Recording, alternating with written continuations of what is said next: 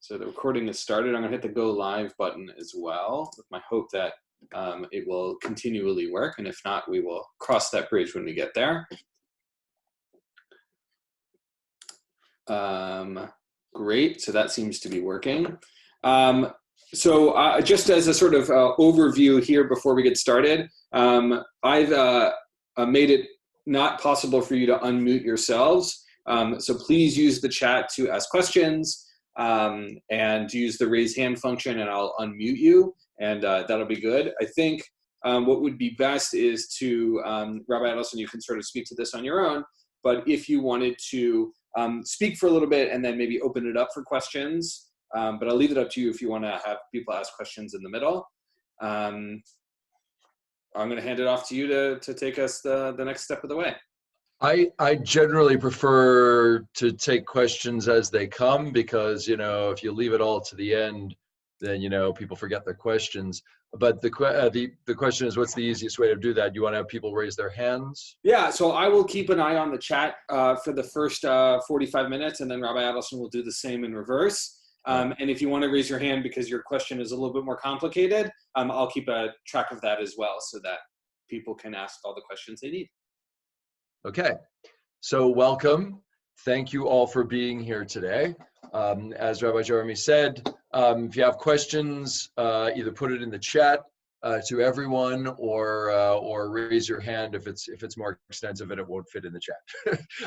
So I know that these are obviously not ideal circumstances for really, well, anything, but for Pesach in particular, because Pesach is such a powerful holiday. It's really a festival. Maybe you know that among the things that American Jews do, having a Pesach Seder is either number one or number two. I believe lighting Hanukkah candles among Jewish rituals is number one. And the truth is, about Pesach, 70 or 75% of American Jews show up for a Seder, which is pretty impressive because those kind of numbers don't happen really, you know, any other time of the year.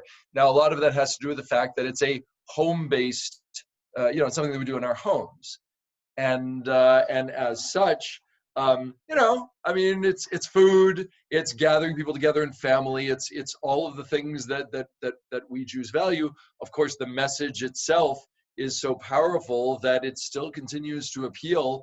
Even though, hey, we do it every year, it's something that really has, of course, truly ancient roots, and yet is still can be very fresh and vibrant.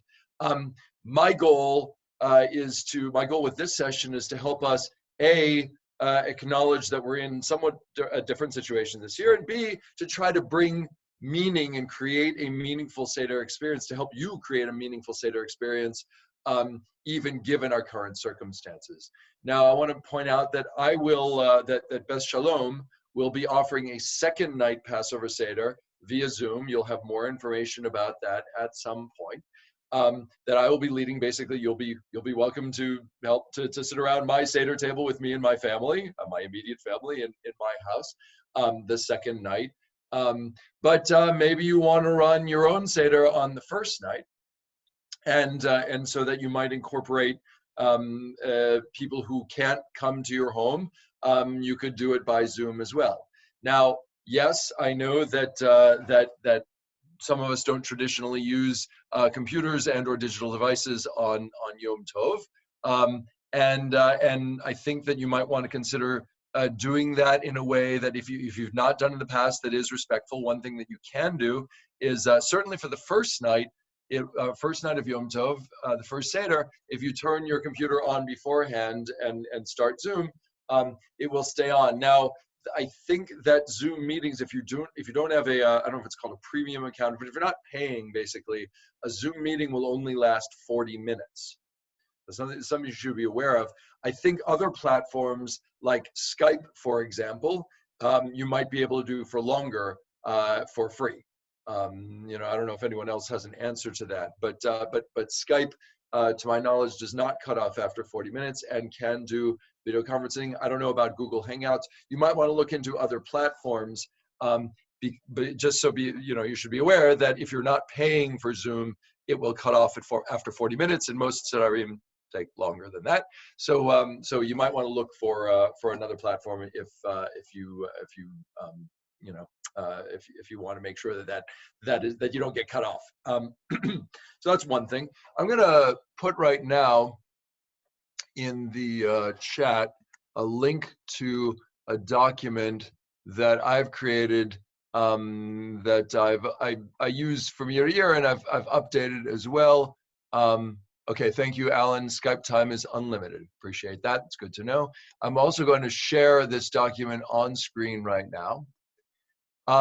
So I sent out on Friday a big email to the congregation, which you should have received, that was separate from the weekly, from our regular weekly email, that had a bunch of Pesach guidance for what to do in this time, including, by the way, the tshuva by the Rabbinical Assembly about, well, it's not a tshuva, sorry, it's some suggested guidance for streaming the Seder.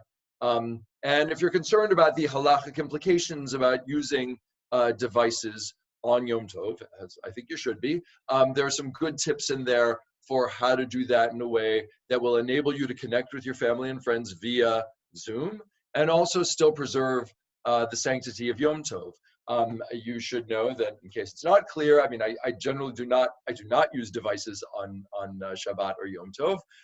This year will be an exception. I will be using my computer in order to be able to make this possible. I will avoid using my computer for other things like reading the news or doing online shopping or whatever, things that are not appropriate for Yom Tov. Not that reading the news is not appropriate, it's just that I feel like doing it on the computer is too much of a temptation for therefore doing other things which might not be appropriate for Yom Tov.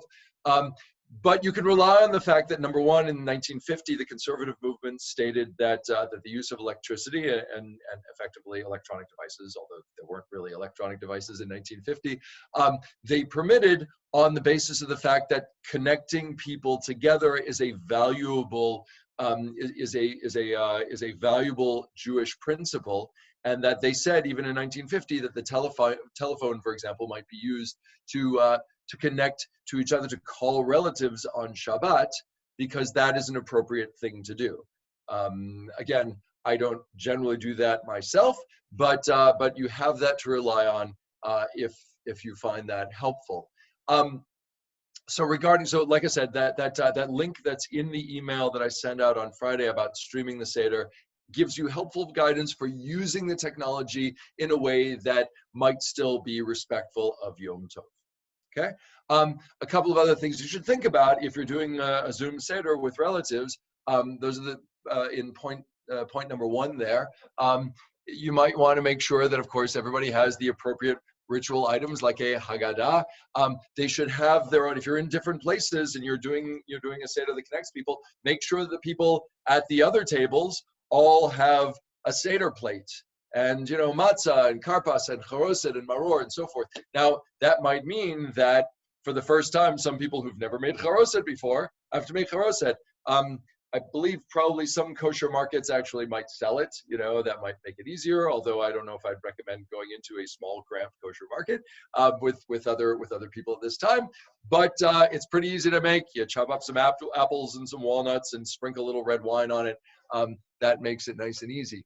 Seder plate, yeah, you should have these things so that when it comes time to dip the karpas in salt water, you've got the karpas and the salt water. Make sure that everybody around the table has that. So you might want to, as you're planning this with your friends and relatives, you might want to reach out to them and say, hey, make sure you have all the appropriate implements, because it would be weird for us to, be dipping karpas in my living room, but you're not, or my dining room, but not in yours, while we're all in the same Seder.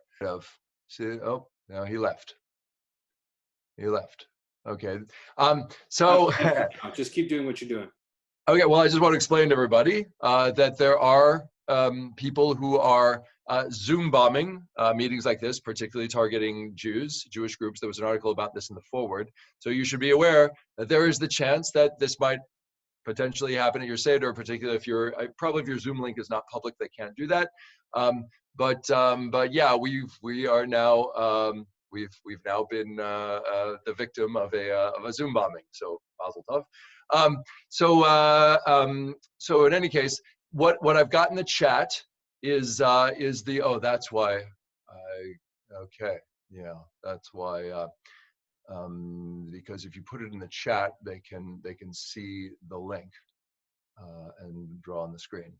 Okay, all right, well, we've learned something. Let's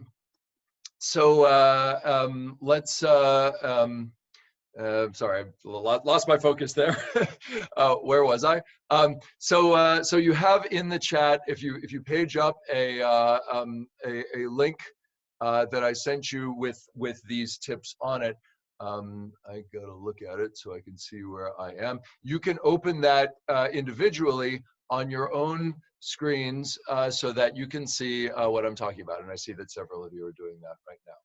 So like I said, make sure that everybody has Zoom prioritizes certain voices over others, and it has to select some time, and so there can really only be one or two people talking at a time, and the others, but noise will cut in. So just be aware that that's something to think about.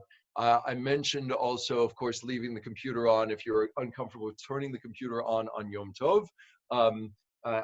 Then that might make sense. That might work for the first night. Zoom, I'm told, will shut off after 24 hours. Maybe some of the other platforms will not. So, my feeling on this, I'm giving a sort of off-the-cuff rabbinic ruling, is that if you're using the computer anyway to broadcast, my feeling is that turning it on and off is less of a consideration. Again, given the leniency that we have on electricity anyway. If you want to read like I said, the tshuva online, that will be helpful regarding that. Okay, so regarding leading a Seder, remember that the most important thing is A, you should tell the story, and B, you should have a festive meal, okay? Within the telling the story part, there are some essential things that should be done in order to make it complete. And among them are, of course, you should drink 4 cups of wine, all right, and make the appropriate brachot. Particularly, by the way, it's worth noting that on the second night, again, this is a halachic consideration, if you start before dark, which is something that we do for our second night Seder for Beth Shalom, because it makes it easier for families. Remember that it's not going to be dark until perhaps something around 8:45 p.m., something like that. And there are some that do not start their Seder until that time, because that way you're into the second day. If you start before, a leniency that I've practiced is to say you don't actually make the kiddush, that is to say the paragraph following. Remember that the bracha borei pri hagafan is not kiddush; it's what comes after that paragraph. On Friday night, for example, we sing borei pri hagafan, and then we go on to say asher kiddushanu mitzvotav v'ratzavanu shabbat kosher. That is the part that is kiddush, the latter part of the paragraph. So, for example, in the Kadesh section of your Haggadah, I'm just showing you page 24 in the Ari Haggadah Feast of Freedom, which I prefer to use. On the bottom of the page, if you leave that second paragraph, the one that begins, that paragraph is the Kiddush paragraph, and you can leave that for when you're drinking a cup of wine that is for that is already into the when it's already night. Okay, so for example, we do that after dinner. Usually, the way it works out with the Beth Shalom second night Seders, we do that at the third cup of wine, because that way we've already made it into the second day, and we can say the Kiddush, which is distinct for the second day of Pesach. I know, traditionally speaking, you really shouldn't start until much later. Most people are going to start earlier, and that's a way, like I said, a leniency you can use. So in any case, essentials: 4 cups of wine. You got to tell the story. You got to describe the symbols of Pesach. That's Rabban Gamliel Omer. That's later deep into the storytelling, where Rabban Gamliel says that those who have not described these three symbols has not fulfilled their obligation. Those things are Pesach, Matzah, and Maror. That's page 66 in the Feast of Freedom Agada, like I said, deep into the Magid section. And you should make a point to point these things out because, again, they help with telling the story. What is the symbol of the Pesach offering, represented by the roasted shank bone on your Seder plate? What is this? What does the matzah mean? What does the maror mean? I'm sure you know those things, but just make it explicit. Remember that the Seder is as much about the people, the adults who have heard this all their lives, but it's also about the kids who are at the table to make sure that they hear the story, particularly since they may not be getting, if their Hebrew school has been shut down for whatever reason right now, they may not have actually reviewed this in their classes. So you might want to use the opportunity to review it for them as well. You have to eat a little bit of matzah on the first night of Pesach for sure. That is actually a halachic requirement. You actually don't have to eat matzah during Pesach. You have to not eat chametz, the 5 species of grain, wheat, rye, oats, spelt, and barley. You cannot eat those during the 8 days of Pesach. You must eat matzah, however, the mitzvah of achilat matzah, you must do on the first night and arguably the second night as well. Rabbi Adelson, we have a question from Aviva, which is, so you can do borei pri hagafen for the first 2 cups, but not the following paragraphs until the second or third cup? And this still fulfills the requirement for the 4 cups of wine? Can you explain that? I'm saying for the second night. Sorry, so let me be clear. First night, you should absolutely say that kiddush at the first cup of wine. Thank you. I'm looking at my screen. I'm not looking at the chat. So yes, the first night you should say that kiddush part in for the first cup of wine, because you can actually, especially if you're starting before dark, which many of us probably will, you can always borrow from chol, from weekday, to add to a Yom Tov or Shabbat. That is, you can always welcome the Yom Tov or Shabbat early.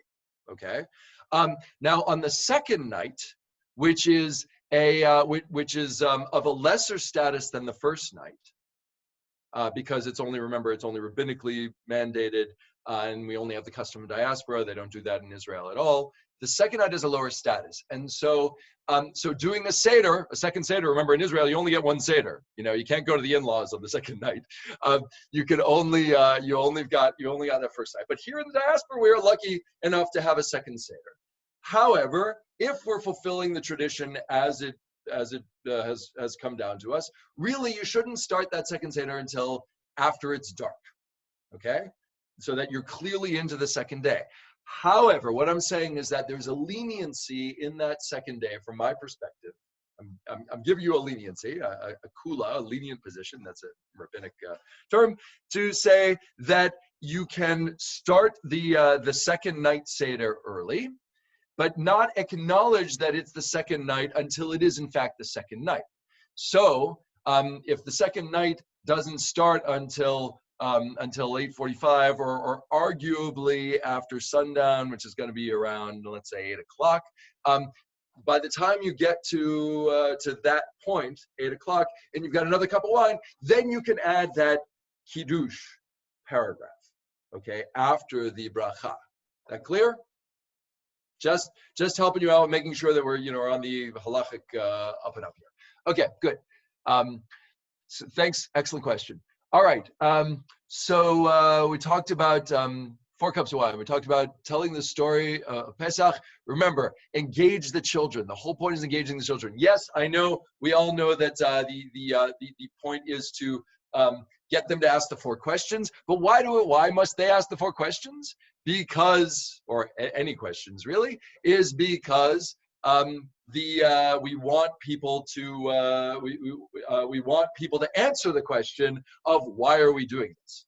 So in particular, what that means is that the most essential part of the Seder, the order, which we'll talk about in a minute, the order of the is it 16 things? 1, 2, 3, 4, 5, 6, 7, 8, 9, 10, 12, 13, 14, 15 items that are in the Seder, the order of the Seder. The one that is called Magid, right there, Magid, telling the story is really the essential item. Okay, that essential item meaning that you gotta tell that story. In the course of that, it helps if somebody asks the question, why are we doing this? Why is this night different from all other nights? Because that gives us the opening, the opportunity to say, aha, here are the reasons. The reason this night is different from all other night is because our ancestors were slaves in Egypt, and God brought us out of Egypt with a mighty hand and an outstretched arm. And all of the other ritual stuff, everything that we say, everything that we do, the dipping of the karpas and the making of the sandwich, they're all to the end of telling the story of why is this night different from all other nights, and what does it mean to us? And I would say that what makes it even more, what makes it even better, what will really make you fulfill that magid, that requirement to tell the story, is ask more questions. And by the way, if you page down to the end of that document, I gave you a whole bunch of questions that are good openers for helping you to ask, to encourage discussion, because we have some guidance I think it's in the Haggadah itself. The more that one elaborates on the story, the better it is. Hareze meshubach. We should take the opportunity to tell the story and discuss it, and all the more so, in my mind, make it relevant to us. So as you can see, I put in the middle, okay, so you got a bunch of sort of basic questions. Why do we do this? Why is there an egg on the center plate? Et cetera, et cetera. If you want to study up on these things beforehand by, using Rabbi Google or just shooting me an email, if you don't know any of the answers to some of those questions, I can help you out with them. I gave you in particular some questions that are relevant to this particular moment that might be a good, there might be good discussion questions, right? And thank you, Rabbi Jeremy, for highlighting them there. So what does this teach us about about our current situation? That is to say, we're confined to our homes. What does that mean in terms of how is that related to the idea of being slaves? Remember that it is our duty. Each of us sitting around the Seder table is supposed to consider ourselves as having personally come forth from Egypt. Is it possible that not being able to leave our homes or not being able to go to school or do work, is that a form of slavery? I know, slavery is not the same thing. It's much worse. But it'll give you an opportunity to talk about that, to talk about, what we're all feeling right now. Let's talk about what we're feeling. I mean, by the way, it's not coincidence that Sigmund Freud invented psychoanalysis. The Jewish science is talking about our situation. The Magid, the telling of the Pesach story, is all about refreshing that idea in ourselves of why it is that freedom is important, that freedom is valuable. What will it look like when we get to the other side of this? Boy, I can't wait till we could just go out and have a normal life again, and that's something that we should all be looking forward to at this time. Right now, we're sitting around the Seder table, socially distant from each other or physically distant from one another. How does that relate to the idea of feeling, of being in that narrow place of slavery? Remember that the word Mitzrayim, which it seems to be related to the Hebrew word Meitzar, a narrow place. Mitzrayim actually means two narrow places. We're stuck between these two places, and so being stuck in Mitzrayim in Egypt is about being confined, and our people were confined until they were free. So there's some thoughts you can add about. There's some questions. And I'm gonna go back to my screen here. So yes, ask more questions, discuss, talk about it. My family, I grew up in a family that, we had the old Maxwell House Haggadot. Maybe some of you are still using that. Nothing wrong with that. They work. And what we did was, we didn't think too deeply about this. We went around the table, we read every paragraph in English. I find that is not so engaging. I think it's better to actually have people at the table read a paragraph themselves, and then ask, okay, what is this particular passage trying to tell us? and get people to interpret it. This is a and talk about what it means to them. I gave you also here some suggestions about we're in 3B. Have participants tell the story in their own words. You could actually actually make that a game. You could I put this here 3C. Everybody, it's sort of like is it the game? It's a game where everybody adds a word until somebody accidentally ends the sentence and then they lose. I guess that's Ghost. You do that with word. You can do that with words, with letters, or you can do it with sentences. Everybody could tell the story. Starting with a new pharaoh rose over Egypt and enslaved the Israelites, and then somebody else tells the next story, the next line, like that. And you can go around the table. Think of different ways you can tell the story. Again, if you're doing this on Skype or on Zoom or whatever, maybe you can go back and forth. Okay, at our table, we're going to confer what's the next line. We tell it, and then we send it to you guys, and you guys tell what's the next line. And then you sort of confer it like that. Make it fun and interesting. Do something a little different. I think it's really important, number 4, if you want to focus on particular passages in Magid, you might want to talk about Halawa Hanyu, which is the opening statement of the Magid section. In Feast of Freedom, it's on page 30. Good song that goes with that. Halawa Hanyu diachalu.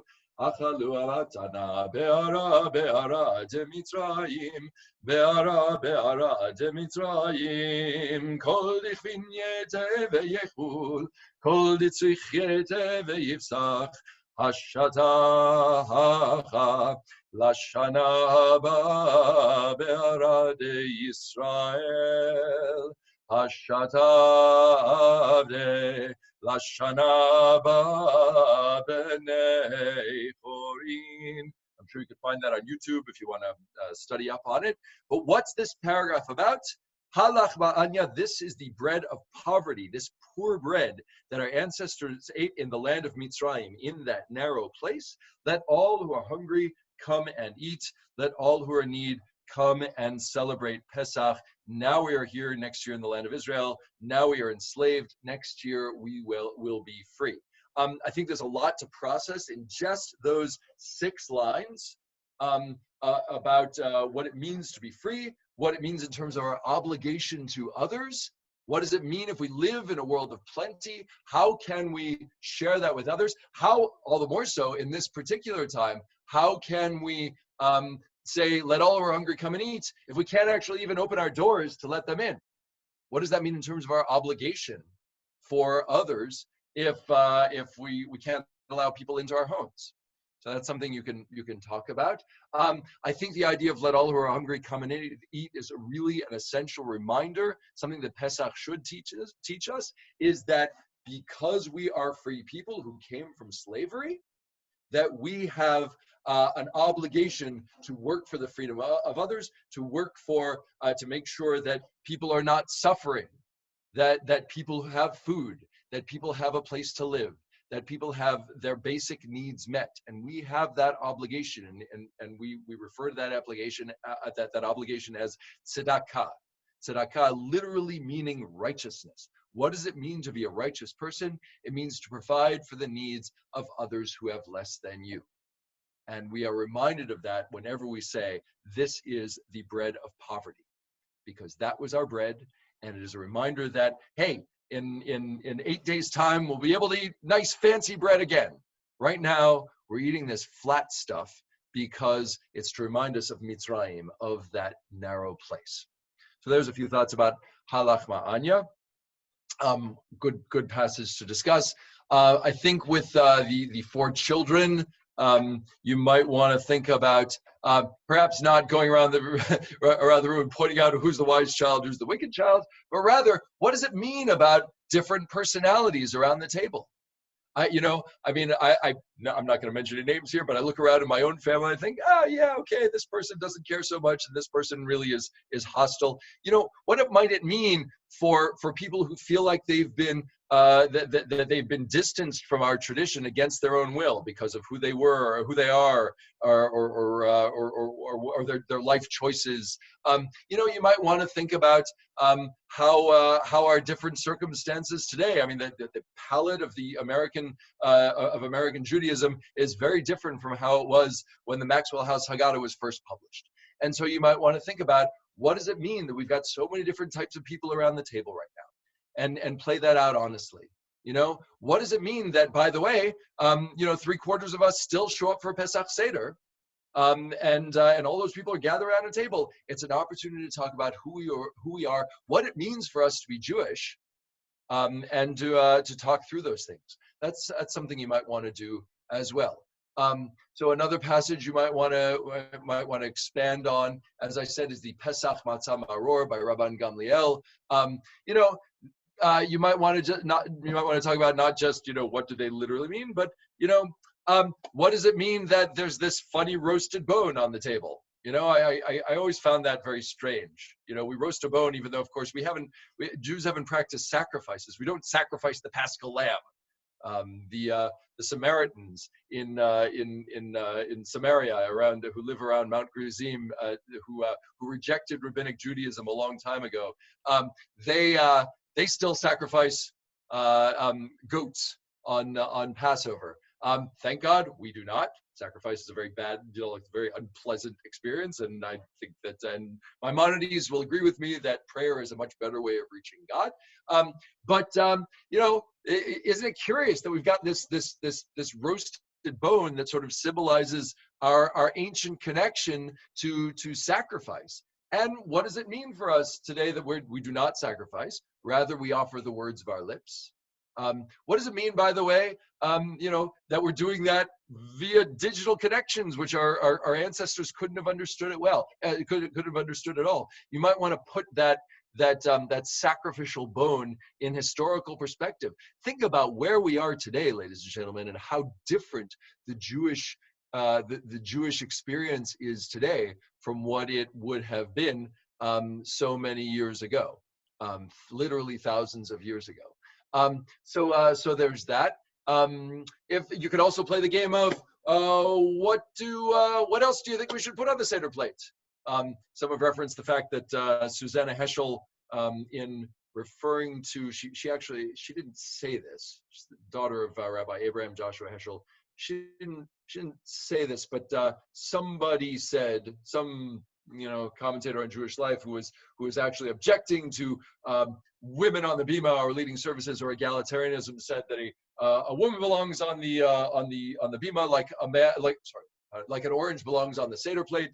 And Susanna Heschel said, well, I'm going to put an orange on my Seder plate, to remind us of the fact that we've reached a different stage and we are egalitarian today. So you could put an orange on the Seder plate if you'd like, or you could put any other symbol that might actually elicit conversation about who we are, what it means to be Jewish today, and so forth.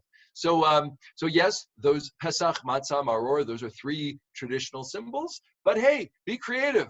Put something else on the Seder plate and talk about it. The whole idea is to discuss.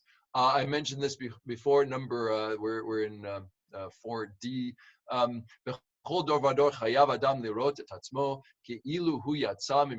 every generation, we're supposed to see ourselves as having personally come forth from Egypt. And of course, one of the ways we do this, of course, is that we recline, right? Why do we recline? Because we're reminding ourselves that we were slaves and now we have the luxury of reclining. I know, really, actually, we should all be sitting around chaise longue, those long chairs. Everybody calls them chaise lounges, but they're not. They're chaise longue, long chairs, that where you can sit there and, and dip in a sort of luxurious way your foods that the servants have placed beside. Probably most of us don't have servants. I certainly don't at my Seder. But yes, that's what we should, how we should envision ourselves, because we're supposed to remind ourselves of the value of freedom. By the way, why do we lean to the left?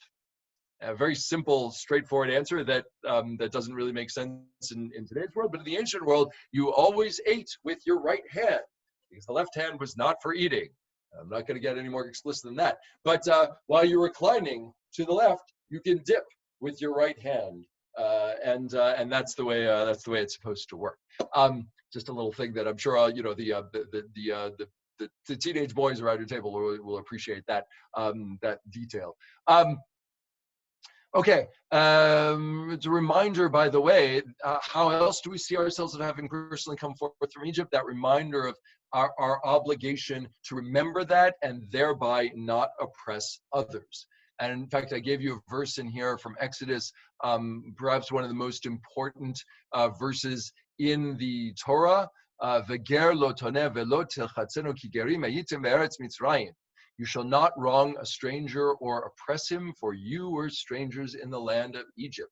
A reminder that we should treat all the people around us, all the people in our context, as equals and not oppress them, no matter where they came from or how they got there. The Talmud actually says that reminder about Kigerim Hayitem Be'eretz Mitzrayim, that you were strangers in the land of Egypt, occurs 36 times in the Torah. That's actually, I understand, I've actually looked this up. It's actually an exaggeration. It's somewhat less than 36, but the reason that they chose the number 36 is because of the fact that it's 18 times 2, which is just a nice, nice round Jewish number, 18 being high, and so it's twice double life. But yes, worth pointing out that that is an essential imperative of our time, not mistreating the strangers around us. Rabbi Adelson, we have one more question yes. in the chat from Gabe Lebowski, yes. asking about the appropriateness of pajamas at the Seder table. Well, let me put it this way. Gabe, I'm going to defer to your mother on that one. But maybe more broadly, the question of what does appropriateness at a Seder where relaxation is a key concept, maybe speak on that more generally. That's an interesting question, yes. So like I said, in an ideal world, we should all be reclining. We should all be lying around luxuriously, discussing. By the way, what is the Seder is based on? I have mentioned this in the past. Seder is based on the Greek symposium. What was the Greek symposium? The symposium was this ancient form of meal with discussion, where elite Greeks would sit around and recline and dip their foods and dine luxuriously. And by the way, what did they do at the end? They would go out and go from house to house, partying and drinking and eating, and of course, vomiting. That's why there was a vomitorium, about this in the Greco-Roman world. And by the way, the rabbis didn't like that whole symposium business because of the wild partying at the end. What, by the way, is the Greek term for wild partying? It is epikomion. Epikomion, literally meaning after the meal. And what word associated with Pesach do we get from epikomion? But Afikomen. Afikomen. What is the Afikomen? Well, we think of it as that dry little dull piece of, at least an olive-sized piece of matzah that we eat for dessert. And so what the rabbis were saying when they said Enacha Pesach Afikoman, that has been misinterpreted to mean that we eat the afikomen, that little piece of matzah, for dessert. What they're actually saying was, at the end of the Seder, don't go out doing wild partying and drinking and carousing and vomiting. Rather, we're supposed to finish the meal and then say praises of God, because that's what Jews do.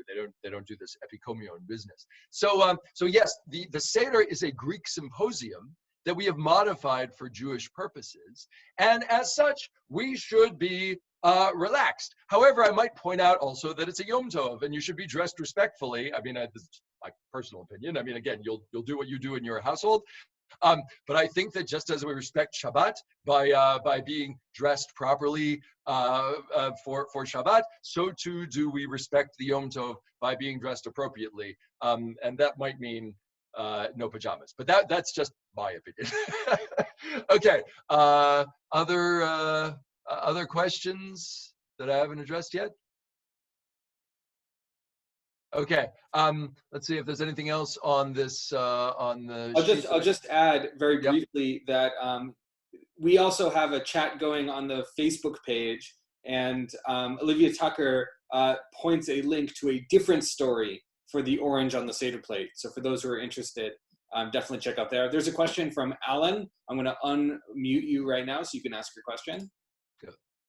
Rabbi, could you send around the name of the Haggadah, and so that we could order them and have them sent to relatives around the country? That's a great idea. Okay, so so the Haggadah is Feast of Freedom by the Rabbinical Assembly, and you can get it by, I don't know, maybe Rabbi Jeremy, you could actually find the link at the Rabbinical Assembly website. You can buy this through the Rabbinical Assembly. They are, I think, in the, I don't know how much they cost. Depends on how many you order. But I'll be using this. This is the one that I use for. Yeah, that's why I liked it. So the Rabbinical Assembly has made digital versions as well as paper versions available. I'm putting the link in that the RA put out, and if you hunt around in there, you'll be able to find it. Great. I like this Haggadah. I won't say this is kid friendly. For kid friendly, you might want to look at A Different Night by Noam Zion. That's a great Haggadah. But for adults and also for teenagers, this is great because it's got great commentary in the sides that will actually spur more conversation and give you more information. It's in the style sort of Lev Shalem, although this was published many years before Lev Shalem. The text of the Haggadah is here, and then it tells you some things about what you're looking at. Why is Dayenu this particular litany of things, for example, and you can talk about that if you want to dig a little deeper. Look, one of the great things about Pesach is if you got people who are into talking. My family, okay, they look at me like, okay, Rabbi, it's enough. Can we just eat now? But if you got a family that's into talking, a tool like this is good because there's what to, it gives you information to let you dig a little deeper. I'll tell you a really nice volume. I mean, this costs real money, like probably in the $50 range. But there's a great Haggadah. It's called the Schechter Haggadah. That's edited by Dr. Josh Culp, and that book is absolutely wonderful because it has great, much more extensive commentaries and essays. Again, that's for the real the people who really want to dig. Oh yeah, thank you, Rabbi Jeremy, for showing us that one. It's called the Schechter Haggadah. It is quite good. It's excellent. We have two other questions before we sort of shift gears. Yeah. One that is sort of in the same conversation, which is any suggestions about online Haggadot that everyone could download and use. The ideas are great, but sort of talking about the online Haggadot as well as sort of the mechanics of these discussions, which is hard with Zoom, muting, unmuting. So like one is the online Haggadot that might be recommended, and second, the actual mechanics of the conversation. Right. Sorry, and I'm just going to bring in all the questions all at once. And then Rose asked advice for running a Seder with non-Jewish roommates. So all those together. Right. Okay. Everything at once in a minute and a half. Okay. So I actually posted a link in there. You see, there's also a link to the Jubalong Haggadah, which is very basic. Jubalong is a wonderful website for people who are like, I'm intimidated by all the heavy duty, Jew stuff. And if you check out that Haggadah, there's it's funny. It's got a lot. It's made for people who want something light and yet, Jewish. So that's worth checking out. Also, there's a website called Haggadot.com, where you can, by the way, customize your own Haggadah. Now, I don't know how that will work. Probably, if it comes as a PDF, you can then screen share, and then everybody can be looking at the same time. Again, if you're comfortable using the digital tools that way, then you can do that. You can also use Rabbi Jeremy, it's a PDF of Feast of Freedom. That's what you found that they have for this that you could use as well. I haven't clicked into it myself, but the RA says that they have a free PDF on request, and then you could also purchase them if you'd like as well. Great. Yeah. So you could use screen sharing, and that will help again for the online Seder. I mean, I got to admit, I like paper. You know, I like having like hey, I'm a digital immigrant. So you know, my kids, they'll be perfectly happy with whatever's on a screen. It'll be fine. So under a certain age, that'll be fine. But yes, I mean, I like having a nice solid book. Sorry, remind me the second question again was? About non-Jewish roommates, or more yes, broadly, right. people who maybe have never done Seder before. Right. Okay, so great. First of all, let me point out that is a wonderful idea, an opportunity to share Jewish tradition with your friends who may not know what this is all about. Some of my earliest, my family, I grew up in a very non-Jewish place, and my family we always had non-Jewish neighbors who came to our Seder table. I want to just dispel.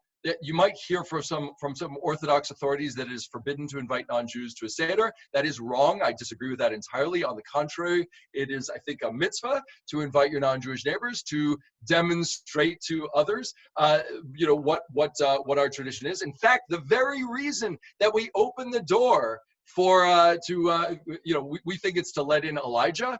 The very reason that we opened the door historically was to actually show the non-Jewish neighbors that we're not doing something nefarious inside at our Seder table, that we're not, let's say, making matzah out of the blood of Christian children, which was a genuine accusation in the medieval world. So yes, we should open our doors, and I would say explain. You know, a lot of it is explained in the Haggadah itself. Why do we have salt water? Why do we have karpas as a symbol of spring? Why are we eating charoset? Why are we eating maror? Explain those things. These are all the symbols that remind us of the essential message of Pesach, which is that we were slaves and now we are free. And we're supposed to see ourselves, we're supposed to remind ourselves as having personally come forth from Egypt, to remind us of the essential imperative to work for on the behalf of freedom from all in the world who might be oppressed, including those around us. So remind, please, you know, explain and remind them that this is the essential message. And I think it's a great thing to invite non-Jewish neighbors. Rose, does that answer your question, sort of, in a few seconds? All right. Great, thank you. And I guess I'll turn it back now to Rabbi Jeremy.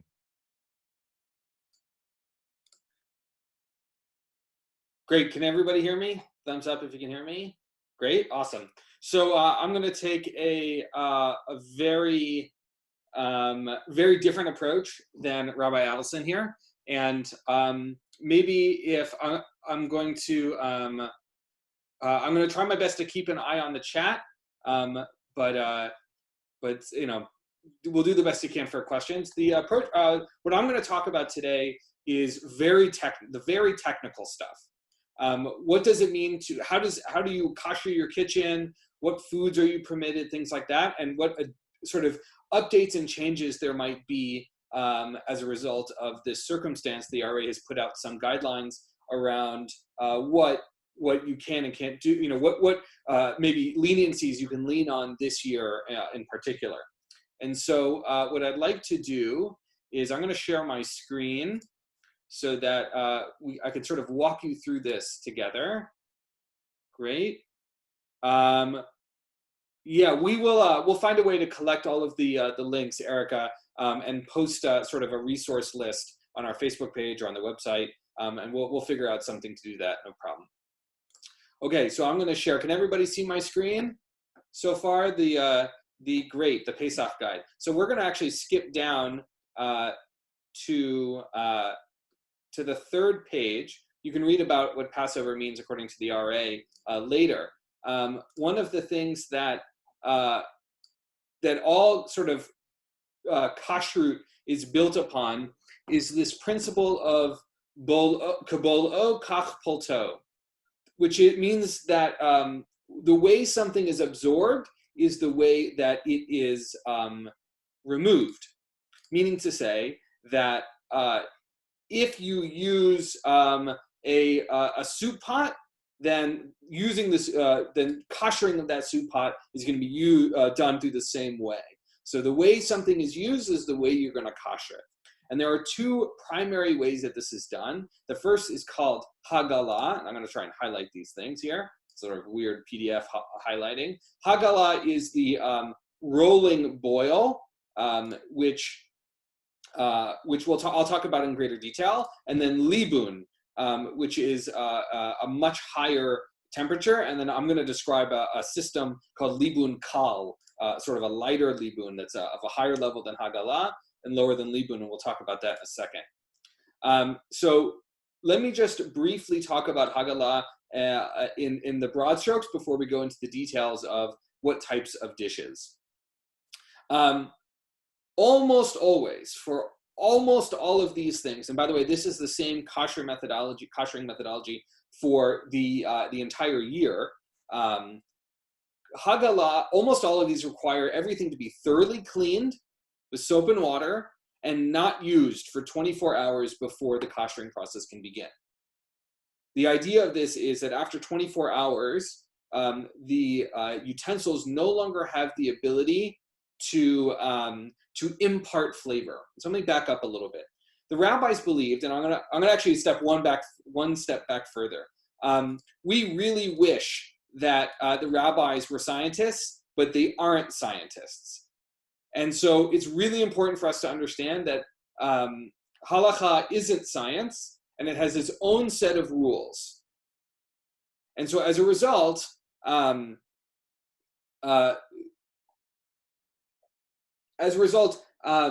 lost my train of thought. I was reading the chat. That was my fault. So the rabbis. So anyway, halacha isn't science, and it follows its own rules. So even though the science of a particular dish may be different than what the rabbis said, I'm going to explain to you what the rabbis say instead. The rabbis believed in this concept of ta'am, of a halachic flavor. What that means is that this flavor was absorbed into certain types of materials and would then impart that flavor into something else within 24-hour period. If they were not used for 24 hours and they were thoroughly cleaned, they did not have the ability to impart flavor.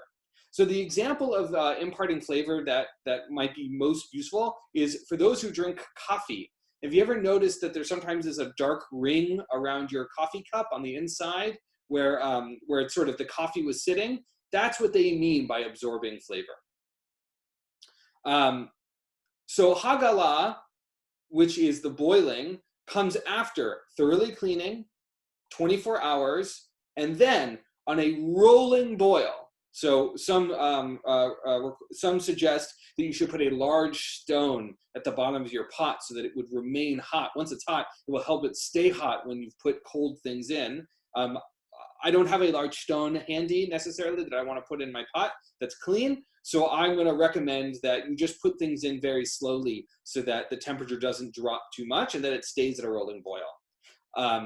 So we'll go in dish by dish now. Okay, I've got my notes here. I want to just make sure that I can follow my notes. Okay. Great. So the first thing we're going to talk about is metal pots and pans, silverware, and utensils. So once again, they need to be thoroughly cleaned and then waiting 24 hours. And then you would put them in a rolling boil.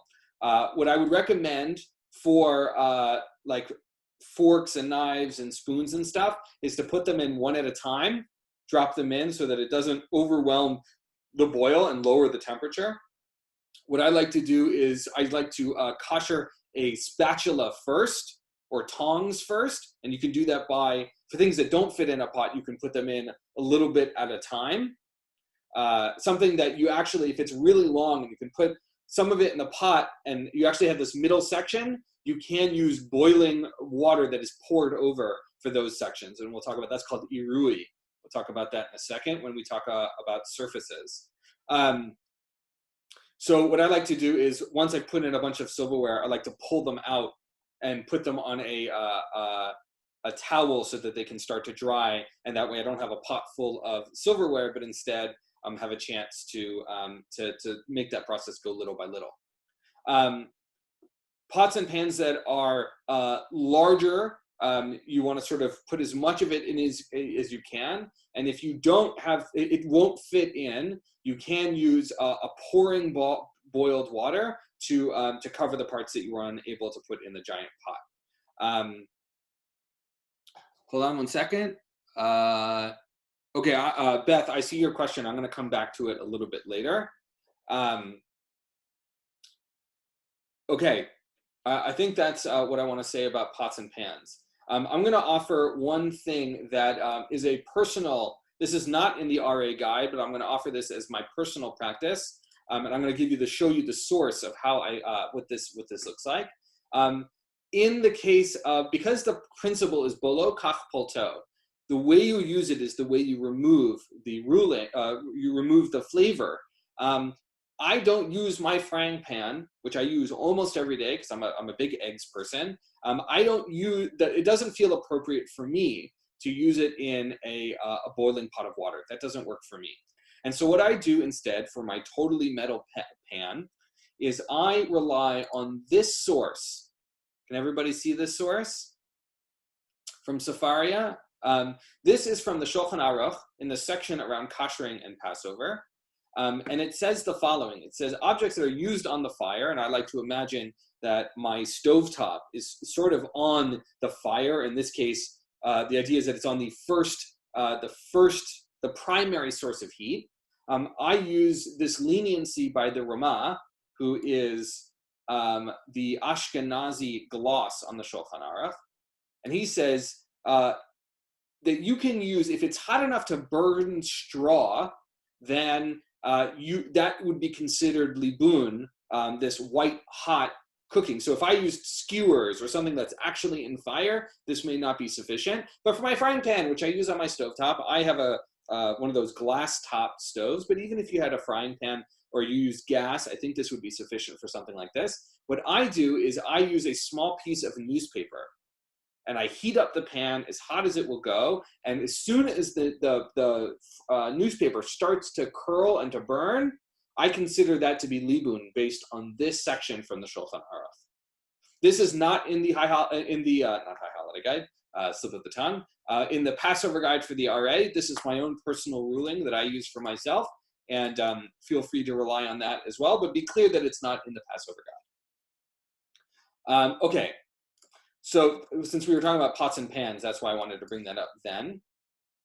Again, with silverware, they strongly recommend rinsing it in cold water afterwards. Any questions about pots and pans? Okay, you're all muted, so I'll take your silence as that you agree with me. Oh, Aviva, I'm going to unmute you. Go for it. So I have a huge pot for soup, like a big soup.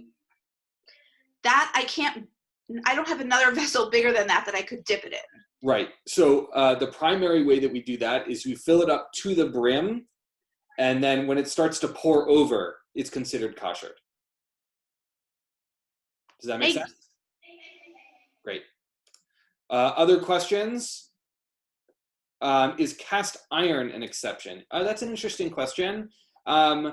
Because of the way my understanding of cast iron is that you've actually created layers of material and flavor and stuff on top of it, that would be something I would say you should not use for Passover and sort of lean away from that. I didn't see that specifically in this high holiday guide, but I would, if you can not use it, I would strongly recommend, since you can't really clean it. I'm going to unmute Rabbi Adelson, who's waving strongly over here.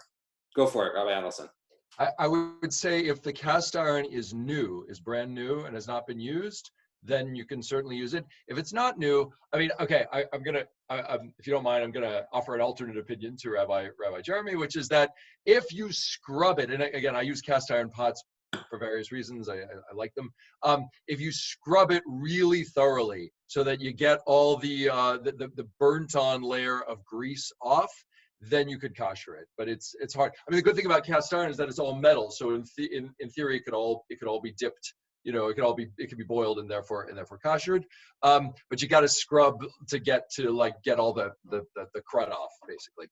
I might recommend using the Libun methodology for something like that, where you've burnt off. The idea is that you've burned off all of the remaining food, and all that's left is ash, which is no longer food. So I would strongly recommend that as well. Moving along is things that are used in an oven. And here it talks a little bit about things that are used in a fire. And so this is sort of overlapping with what I was talking about before. So once again, thoroughly scrubbed and cleaned, and it must be put in a fire or an oven at its maximum setting. So this would be the example of people using a blowtorch. Now, I'm going to recommend not using a blowtorch in your house for a myriad of reasons, primarily safety, which is why I rely on this Libun Kal methodology.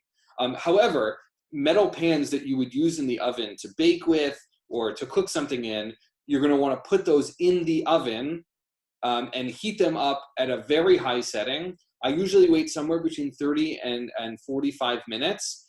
Some recommend an hour, but I usually find after 30 or 45 minutes at this exceedingly high temperature, probably somewhere around 500 degrees, that the food that's left on there is no longer food, and it's just ash. Now, one of the things that the guide makes very clear, and I want to name for you as well, is this idea that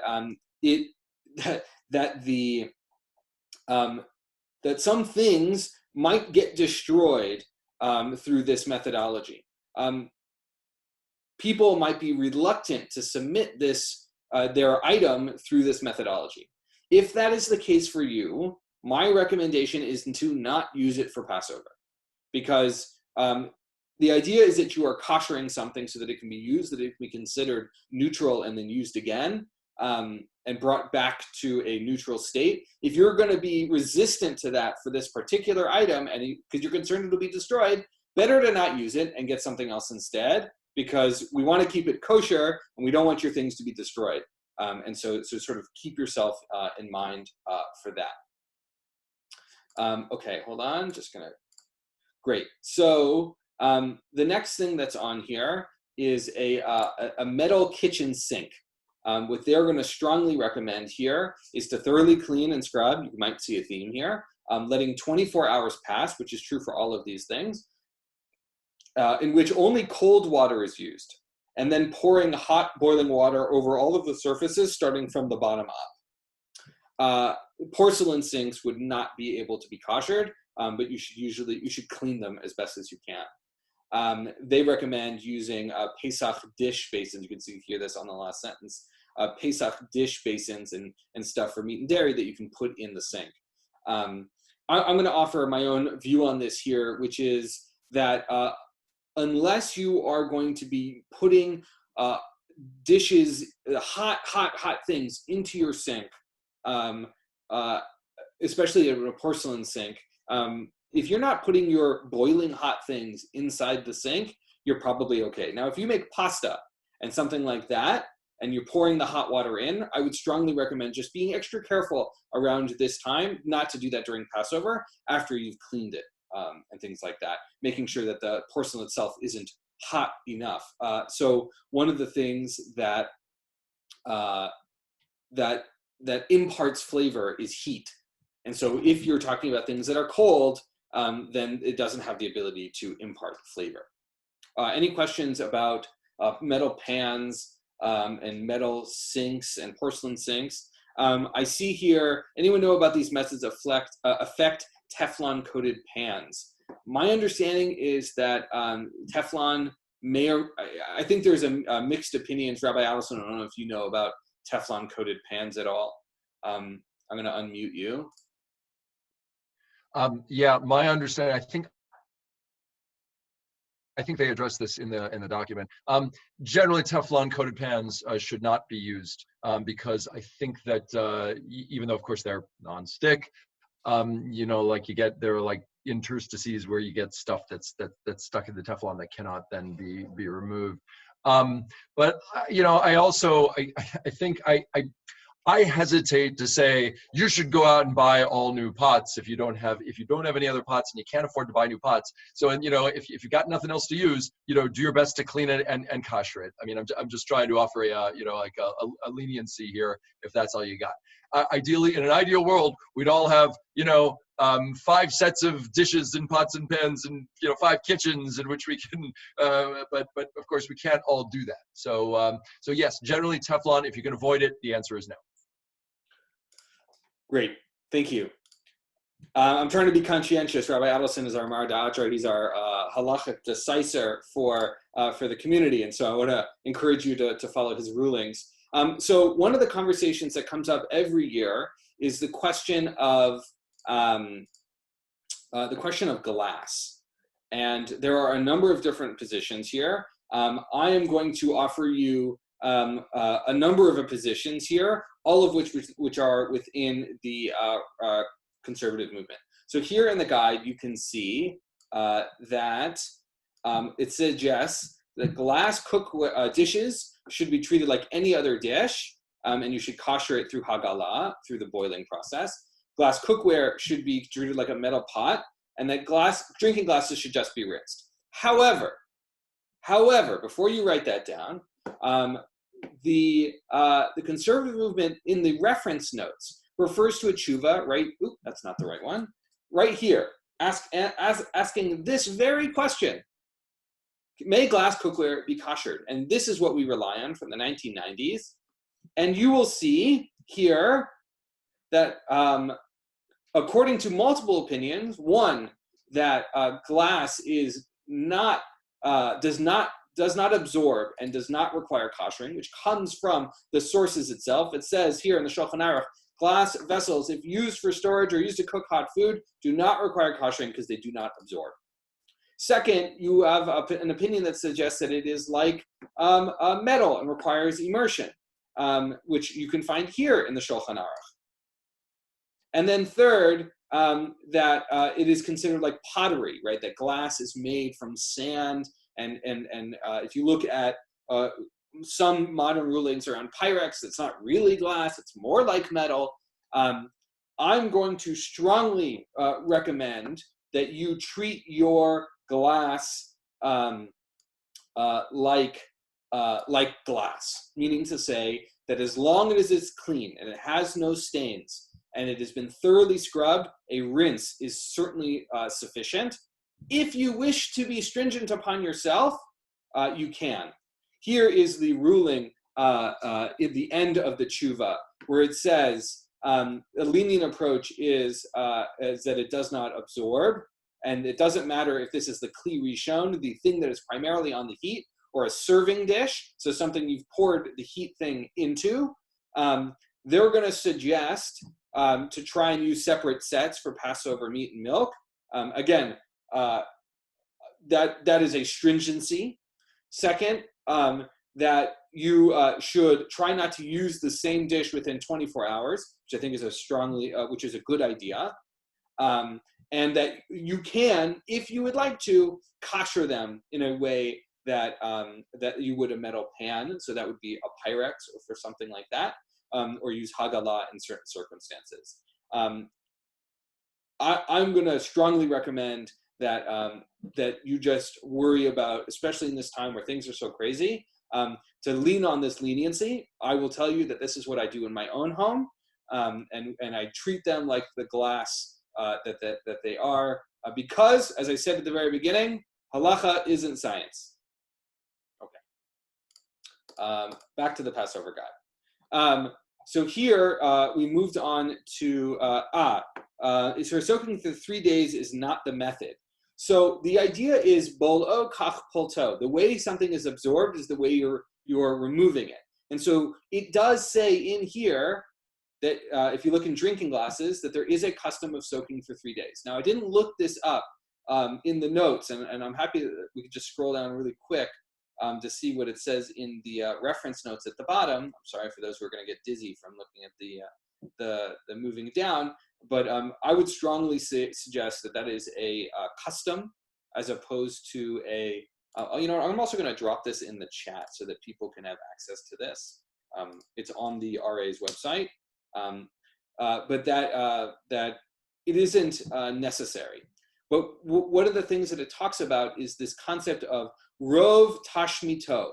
The idea is that you follow something for its majority use, meaning to say something you're using all the time in a particular way, that's the way you should kasher it. If you accidentally once used it in a way that you didn't normally, not to worry about that, based on that. Here it's suggesting that a glass cup that's only used for cold drinks only requires irui, which is boiling hot water onto something. You can see the Chaye Adam suggests a 3-day soaking. The idea is that you're changing the water every 24 hours. However, this would be considered a custom and not something that I would say is halachically required. If, for example, that is part of your family's tradition and you would like to do that, I'm not going to tell you shouldn't do it, but I am going to say that it is not a halachic requirement. Okay, moving along because time is moving quickly, and I want to be able to be as useful as I can. So here, heavy plastics. There's a myriad of different positions on this. Basically, the idea is if it's going to survive the Hagalah process and it doesn't have any stains, there is a space in which you can kasher it through Hagalah. Rabbi Adelson, do you want to make an additional ruling since it says consult your rabbi? You're talking about the plastics? Yes, heavy duty plastics. Yes, I would say that plastics that are designed for high temperature use and if they can withstand hot water, yes, I would use that. I would treat them like glass. And the other thing that Rose asked, does a dishwasher count as boiling water? I would say that that's the way I do Hagalah in my home, is that I kasher my dishwasher by running a cycle empty, basically, and then I put my glassware in, and then I run that through the dishwasher to count as Hagalah. Again, maybe not every authority will accept it that way, but that's what I do, and I think that is sufficient. Right. So I want to make an important distinction on that, which is that, and we're going to come to dishwashers in a second. That he's using it for his glass, which requires a lighter form. Right. As far as I understand, again, not to contradict with my Rav here, but that because dishwashers, we've learned this in one of my halacha courses in rabbinical school, because dishwashers use spray and are not full boiling, that for many, they are not considered Hagalah. So that's not something I do in my house. Rabbi Adelson, I don't know if you want to add anything to that. And I do it in my house, so if you want to follow that ruling, that's okay. There you go. That's what a real rabbinic life looks like. It's multiple opinions. Okay, moving along. Ceramic. Ceramic cannot be kashered. That means, and I'm just going to go back. I saw your question from before, Beth. I'm just going to go back to see that I can find it. So general question, if I accidentally put flesh food on dairy plates back in November, could I eventually use them again? They are ceramic after a year, ever. So this is going to speak to that. So remember that heat is the modicum of transfer here. So if I've put accidentally a cold piece of meat on a dairy, a ceramic dish, rinsing it and cleaning it as soon as humanly possible is the way you want to solve that, because it did not transfer flavor without heat. Second, there is that would not be true, by the way, with a boiling bowl of hot soup, for example. In that case, they are not kasherable. However, there is a ruling here that if you have something like fine china that was put away clean and has not been used for over one Jewish year, so that means that Passover to Passover may not be enough. That if they have been thoroughly cleaned, they could then be considered parv and maybe then used for something else. I have heard this position before. I have never seen a source on it, like a traditional source, but here it's here, and you should feel free to use that if that works for you. Hopefully that answers your question, Beth. All right, moving along to cooking appliances, and I'll try and do this as fast as I can so that we can end on time. I respect everybody's time. Okay, for ovens and ranges, everything needs to be absolutely thoroughly cleaned. that includes the walls and the top of the oven and the back of the oven. The idea is that you should clean it. You should heat it up as hot as possible, basically turning the food into ash, so it is no longer food any longer. And then you should clean it again to remove that ash. This may take 1 or 2 cycles depending on your oven and how clean your oven is. It talks here about things that you should cover in aluminum foil. I'm going to strongly recommend and dissuade you from doing that. Aluminum foil will burn, and I think it is unsafe to do so, even though it's in here. So you should do with what you want, but I'm going to strongly recommend that you don't do that for safety. Again, you should fully clean these things, self-cleaning ovens, things like that, while it's empty, and that is how you do that. You should keep the racks, which have also been cleaned, inside the oven, so that they can all the food that can be there on ash can be turned into ash as well. Okay, smooth glass top electric ranges. They should be cleaned thoroughly. They should be untouched for 24 hours. And by the way, the 24 hours things includes the oven as well. And then you should pour boiling hot water, this is called irui, over that glass surface. You're going to turn it off, right? So that it's not hot. You're not pouring boiling hot thing on a hot top. Once that has been done, you can turn the burners up and burn everything else off. I'm sorry, I did that wrong. You're going to do the burning elements first, because then it will turn the food into ash. You're going to clean it after it's no longer hot, and then you're going to put the boiling water. I apologize. Okay, induction stovetops. There is a lot of instructions here for induction stovetops. However, I did a little research, and only 1% of US households have an induction stovetop, so I'm not going to spend any time on it today. It is in here. If you have one, I'm going to suggest you read this. We're not going to spend any time on it today. Microwave ovens. These specify no convection option. I have to admit that I don't understand my microwave well enough to know whether or not mine has a convection option. I'll do with that what you wish. The idea is that you should put an 8-ounce cup of water inside, turn on your microwave so it starts to evaporate. You need to move your cup halfway through so that the place where the cup was on will have been covered. And you need only 6 of the 8 ounces. The idea is that you should not do it so that it's entirely dry, because we don't want to damage the oven. If it has a browning element, it cannot be kasher.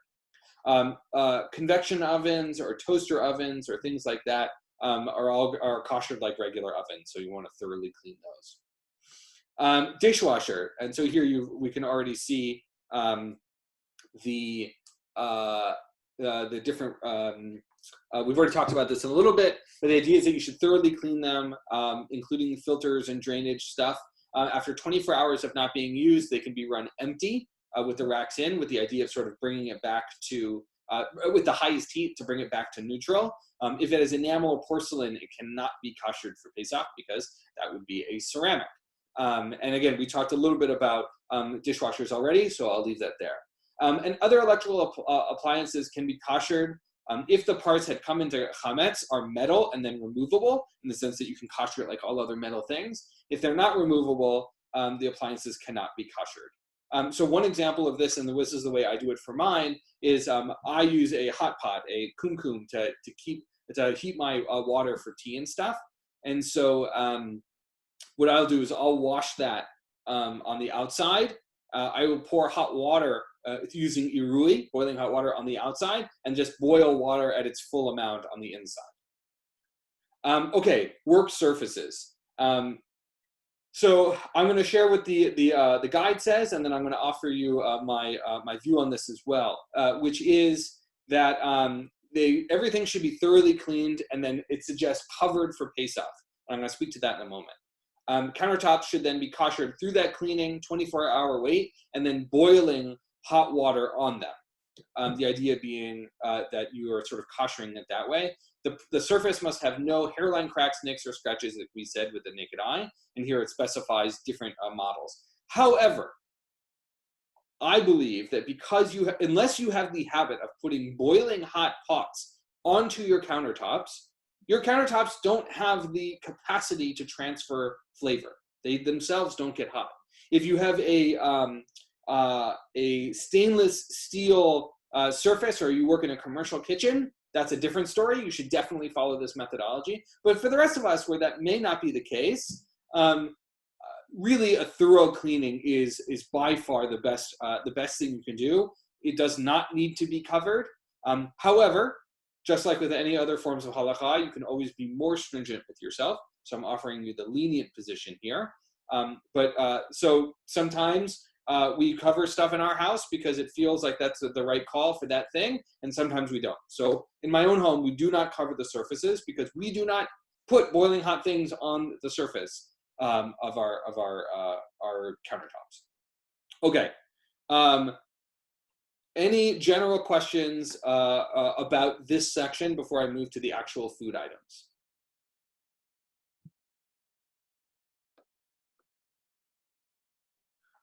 So I'll just say this. The rulings that came out of the kashrut subcommittee here on koshering, this is specifically in our circumstances with COVID-19, and I'll speak a little bit about between this. Most things are probably not going to change. The main piece they want to identify is that owning and seeing chametz is the primary thing. Kazait, of the size of an olive. Dirt is not chametz, and we should be careful not to get to overdo it for ourselves. The other thing I want to say is here in this section around koshering for those who may not have the physical capacity to do a quote-unquote thorough cleaning. There are various leniencies here, and I'll drop this in the link. I might have already done it, but I'll drop it in again if people want to take a look. The idea being that you do the best you can. Try not, if you don't have the capacity to get new pots and pans, designate something for Passover and use that instead. The sort of priorities, the recommendations they give is having someone else clean your house if possible. Do the best cleaning and wiping you can is the second best option. And then the third is to designate a few cooking vessels that were specifically for Passover. You should clean them well, 24-hour wait, and then and sort of work with that. If you are not in this category, then you should not follow this ruling, but this is specifically in this circumstance. Okay, I'm going to go back to the Passover guide here to talk a little bit about foods. Just going to go back here. I'm not going to read through it all because you have access to it now, and I don't need to read this document for you. I mostly want to bring up the main pieces here, which is to say that the 5 items here, things that are made from these 5 grains, are the things that are prohibited, and we want to remove them from our home. I'm not going to talk about mechirat chametz. Biur chametz, the burning of chametz. There are rulings on that. Rabbi Adelson, do you want to add anything specifically on biur chametz? Am I unmuted? Yes. Go okay. for it. So in the past, Sharei Torah has had a burning party on their front lawn on Murray Avenue. I don't know if they're doing that this year. They typically are cagey about it. They don't announce in advance. I would say you might want to, if you could make a little fire in your backyard. Just be careful. Do it on your driveway. If you got a fire pit, you can use that for burning. I don't know if I'd want to go where a lot of people are hanging around burning chametz, whether that's offered or not. But yeah, I mean, that's the tradition. You should do it in the morning on the 8th. Great, thank you. So moving along, mechirat chametz, the sale of chametz. You may have received Rabbi Adelson's email on Friday. We also have an online form that we will make sure is on the homepage this week, so that anyone who wants to sell their chametz that way will have access to it. Okay, moving along.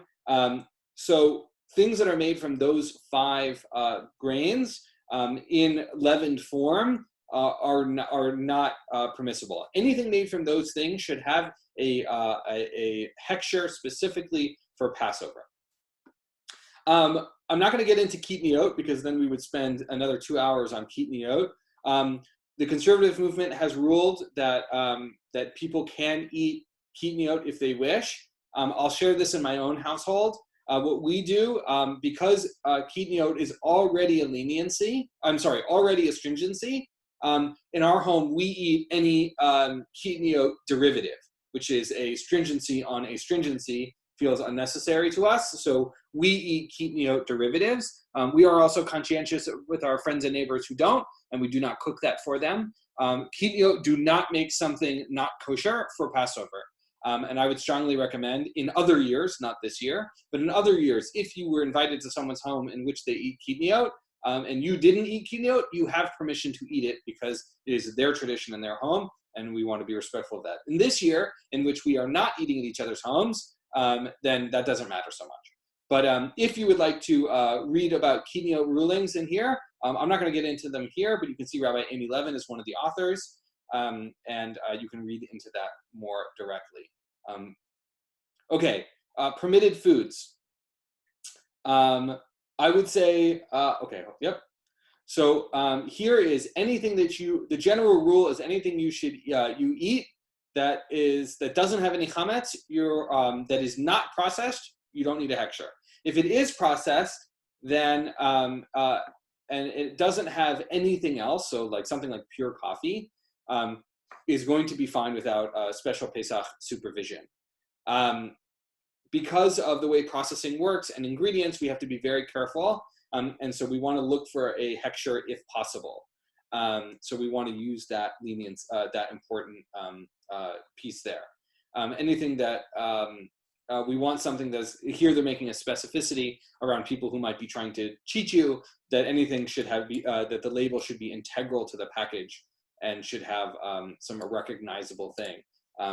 Hopefully in our world we don't have people trying to cheat each other, but such is life. I want to bring a really important thing before I go further. This is, I've actually already relayed this to the RA, my own sort of frustrations around this. Let's see if I can find it here. Yes, so this sort of drives me a little crazy, and the guide is not very clear on this. It's important to note that many products that are plain, unflavored, so plain and unflavored, dairy products like milk, yogurt, cottage cheese, and hard cheeses, frozen fruits, vegetables, packaged legumes, that is in the case if you eat kitniot, and rice if you eat kitniot, can be purchased with a year-round hechsher before Passover as a matter of course, which is not what it says in the guide, but this is true. This is not a latitude granted during difficult circumstances. This is normative halacha. It is only when they're purchased during Passover that they require a Passover hechsher. Now, we try and be stringent on Passover all the more so, but you should know that this is normal halacha for the whole year. This is still true for Passover. Now, the guide does not specify this, but it's really important to know. So, things that do not require a Passover hechsher at all, before or during Passover, are these things here. So some of these are not exactly food. Eggs, fresh fruits, kosher meat. Chopped meat is a little bit more complicated. I'm going to just sort of leave this on the screen, let you skim through it yourself. Tea is an example where things are not flavored, but they just have pure tea or a single source. Olive oil, fish, whole nuts and spices. If you're going to buy spices, they will require a hechsher for Pesach because of the way the processing works. If you purchase these things before Passover, you do not require a hechsher. So these would be fruit juices, certain fish, frozen fruit without additives, salt, sugar, quinoa. Again, you have to be careful about nothing being mixed in. And white milk, and as well as the other dairy items that I mentioned on the previous page. One question was, why extra virgin olive oil only? I think the idea is that it has been the most filtered and it's going to have the least likely additional additives inside. There are other types of oil as well that you can use for Passover. Again, this depends on your own family tradition. So in our home, because we use certain derivatives, and we have some leniencies in our own home. We will use canola oil, for example, but there are lots of people who don't. And we are in the years past, when we have friends who don't eat that, we do not cook things for them with that, because that's not nice. But you sort of can navigate your own sense of kitniot on here as well. Frozen uncooked vegetables may be processed on shared equipment with chametz, and so we want to sort of be careful around that. But if you buy non-hechshered vegetables, and you can sort of sift through and remove the chametz that might be in there before Passover, there is some permissibility there. These are the things that require a reliable kasher lepesach certification. Anything that has baked good or made from those 5 grains, processed food, candy, canned tuna, things that are likely to have encountered chametz. Here you can see a number of other things. Here they have yogurt, which obviously is in contrast to the other thing I said, hence my gripe, but do with that what you will. Rabbi Adelson. Yeah, same thing. Yogurt, butter should also be in the same category of things that must be purchased before Pesach, but do not need an explicit hechsher. Oils, I believe, are in the same category. I would say that, yeah, as Rabbi Jeremy said. Great, thank you. And so again, anything that's flavored is going to be in this category of requiring a hechsher. And here you can see cheeses and non-grade AA butter, and that comes, and Rabbi Adelson has just given you that leniency. So I didn't go too deep into these. Hechsher butter bought now is okay for Passover, yes. Baby food here is sometimes available. I'm not going to get into it now, but it is certainly an issue for some, and I'm just going to sort of leave here. I think the main takeaway here is that children and babies are not subject to the mitzvot in the same way, and so if there are no other options, you should use what you need to use there. Medicines. The general ruling is that something that saves a life, which is obviously thematically appropriate these days, that is the priority, and not to worry about any additional additives to your medications. Prescription drugs, things like that. Pet food, there is some disagreement here. And some people suggest selling your animal to your neighbor like you do with your chametz. But I would strongly recommend not worrying about it. Rabbi Adelson has a ruling here. Yeah, I wouldn't worry about the food. There's something that I just in the interest of full disclosure. So we have a cat, and we use this this wheat-based cat litter, which I replace with a non-wheat-based cat litter during Pesach, because the idea of having a whole bag of mamash chametz around just doesn't seem right to me. But I wouldn't worry about the food so much. Great, thank you, Rabbi Adelson.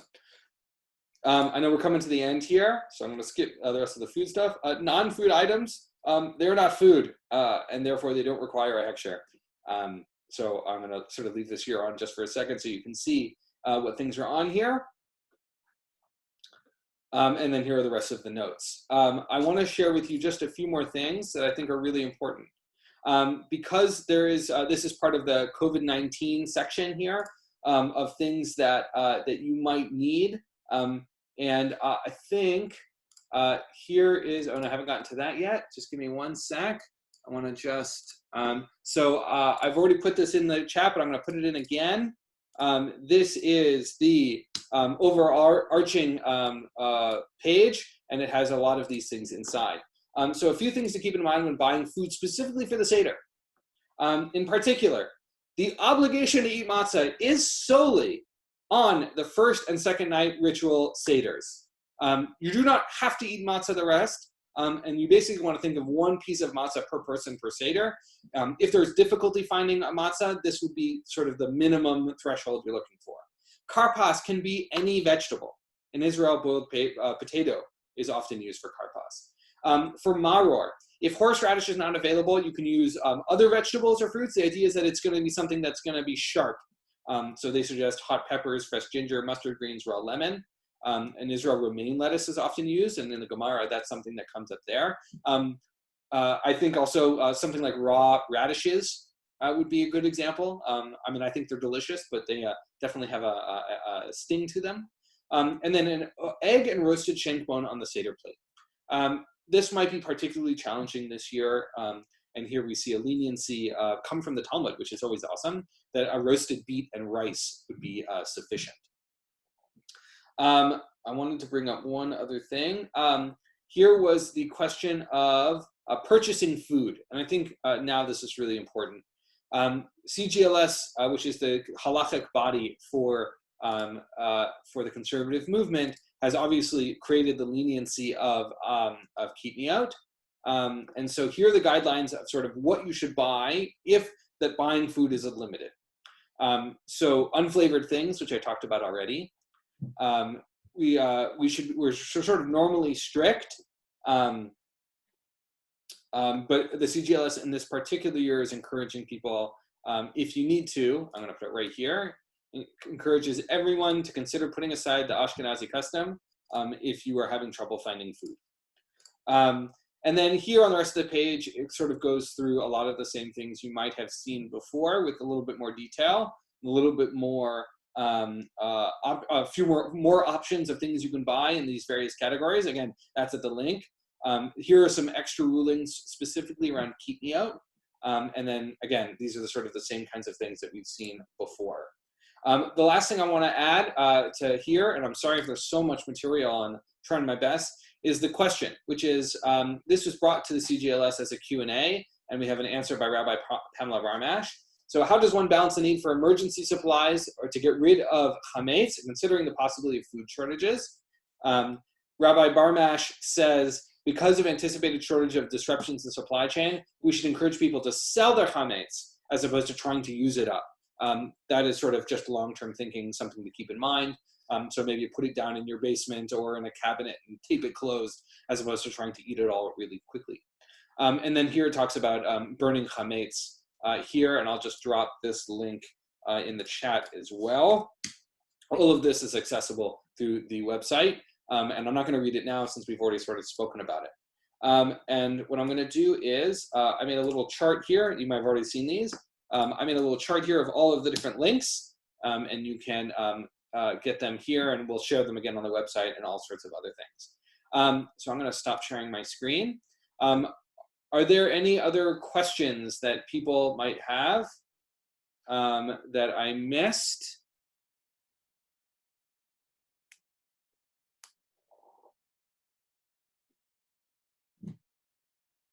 Dave, there was a question earlier about discussing koshering utensils. Someone mentioned concern about ruining utensils by pouring boiling hot water on them. What types of utensils are we talking about that I should worry about? Most things don't fall into this category. This might be something that would be like a really thin metal pan that might be destroyed from the heat. I'm going to unmute Rabbi Adelson here. Maybe people are concerned about what's it called, tarnishing silver. Because sometimes I have found that when I put my silverware into a boiling pot of water, that will tarnish it. You can also, obviously, you can clean the tarnish off afterwards. That is it's a lot of work, of course. Great. Any other questions? Once again, if you have very specific questions, please feel free to email Rabbi Adelson or myself. I'm going to put our email in. This is Rabbi Adelson's email in the chat. And then mine is here. And I also want to, oops, sorry, that was to, not to everybody. Here's my email. Feel free to email me. And we will make sure that everybody has access. And then I'll just say, just for myself, I apologize for the Zoom bombing before. I have to admit I'm totally mortified, but please forgive me. I know young people were as far away, but I'll be thinking about this then for sure. Unless there are any other questions, please be in touch. We're going to end this session because we're already a little bit over, and there's a lot to do with Passover, and there's a lot going on, and we're just grateful to be doing this together. And There's all sorts of resources online. Rabbi Adelson, would you like to have the last word? No need. I said enough. Great. Well, thank you everyone for coming, and have a wonderful rest of the day. Chag Sameach to everybody.